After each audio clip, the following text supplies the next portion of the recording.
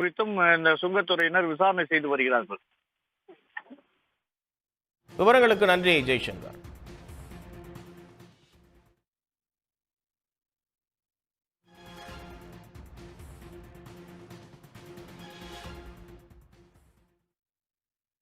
உத்தரப்பிரதேச மாநிலம் பிரயாக்ராஜில் நடைபெற்று வரும் கும்பமேளாவில் ஏற்பட்ட கடும் கூட்ட நெரிசலில் சிக்கி 31 பேர் உயிரிழந்திருப்பது அதிர்ச்சியை ஏற்படுத்தியுள்ளது.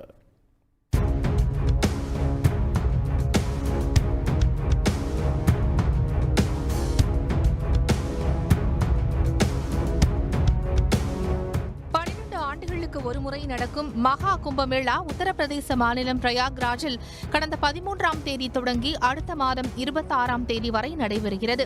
இதன் ஒரு பகுதியாக இன்று மௌனி அமாவாசை என்பதால் கங்கை, யமுனை, சரஸ்வதி நதிகள் ஒன்று கூடும் திரிவேணி சங்கமத்தில் புனித நீராட சுமார் 10 கோடி பேர் அங்கு கூடுவார்கள் என எதிர்பார்க்கப்பட்டது. இதற்காக பாதுகாப்பு முன்னேற்பாடுகளும் செய்யப்பட்டிருந்தன. இந்த நிலையில் நள்ளிரவு முதலே லட்சக்கணக்கில் பக்தர்கள் கூட்டம் அலைமோதியது. நள்ளிரவு 1:30 மணி அளவில் பாதுகாப்பு தடுப்புகளை உடைத்துக் கொண்டு பக்தர்கள் ஒரே நேரத்தில் புனித நீராடச் சென்றதால் கடும் கூட்ட நெரிசல் ஏற்பட்டு பெரும் பரபரப்பு நிலவியது.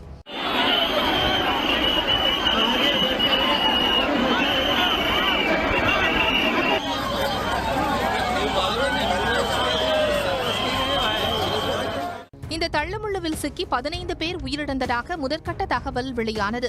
குழந்தைகள், பெண்கள் உட்பட ஏராளமானோர் படுகாயமடைந்தனர். சம்பவ இடத்திற்கு ஆம்புலன்ஸ்கள் வரவழைக்கப்பட்டு படுகாயமடைந்தவர்களை மீட்ட போலீசார் மருத்துவமனைக்கு அனுப்பி வைத்தனர்.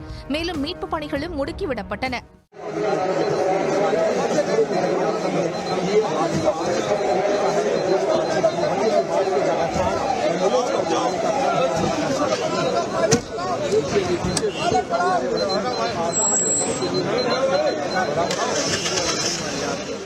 இந்த சம்பவத்தை தொடர்ந்து புனித நீராடல் தற்காலிகமாக நிறுத்தப்பட்டது. இந்த பரபரப்புக்கு இடையே பக்தர்களை பிரித்து அனுப்ப முடிவு செய்யப்பட்டு அதன்படி மீண்டும் புனித நீராட அனுமதிக்கப்பட்டது. உத்தரப்பிரதேச முதலமைச்சர் யோகி ஆதித்யநாத்தை தொடர்பு கொண்டு நிலைமையை கேட்டறிந்த பிரதமர் நரேந்திர மோடி உடனடி நடவடிக்கைகளை மேற்கொள்ள உத்தரவிட்டார். மேலும் உத்தரப்பிரதேச மாநில அரசுக்கு ஒன்றிய அரசு சார்பில் முழு ஒத்துழைப்பு அளிக்கப்படும் என உள்துறை அமைச்சர் அமித்ஷா தெரிவித்தார். ஜனநாயக குடியரசு காங்கோவில் கிளர்ச்சியாளர்களுக்கும் ஆயுதம் ஏந்திய இனக்குழுக்களுக்கும் இடையே மீண்டும் உச்சகட்ட மோதல் ஏற்பட்டுள்ளது. ருவாண்டா நாட்டைச் சேர்ந்த கிளர்ச்சி படைகளில் ஒன்றான M23 தற்போது காங்கோ நாட்டு ராணுவத்தையும் ஐநாவின் சமாதான தூதுவர்களையும் இலக்கு வைத்து தாக்குதல் நடத்தி வருகிறது.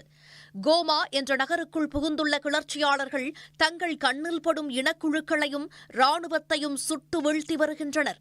அதற்கு ராணுவமும் இனக்குழுக்களும் பதிலடி கொடுத்து வருகின்றன.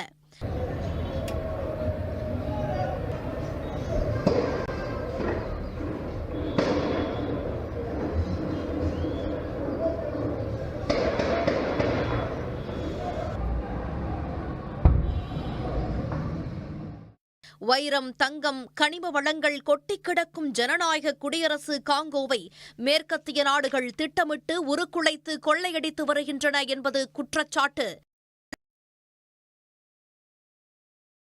கிளர்ச்சியாளர்களையும் மேற்கத்திய நாடுகள் உருவாக்குகின்றன என்ற புகாரும் உண்டு. அந்த நாடுகளின் தூண்டுதலுக்கு இரையாகி கிடக்கும் காங்கோவில் பல முறை தாக்குதல்கள் தொடர்வதால் எப்போதும் தோட்டாக்கள் சுதரும் சத்தம் கேட்டுக்கொண்டே இருக்கின்றன. இதனால் உயிருக்கு பயந்து லட்சக்கணக்கான மக்கள் அண்டை நாடுகளுக்கு தப்பியோடத் தொடங்கியுள்ளனர். அண்மை செய்திகளுக்கு தொடர்ந்து இணைந்திருங்கள் சன் நியூஸ் தொலைக்காட்சியுடன்.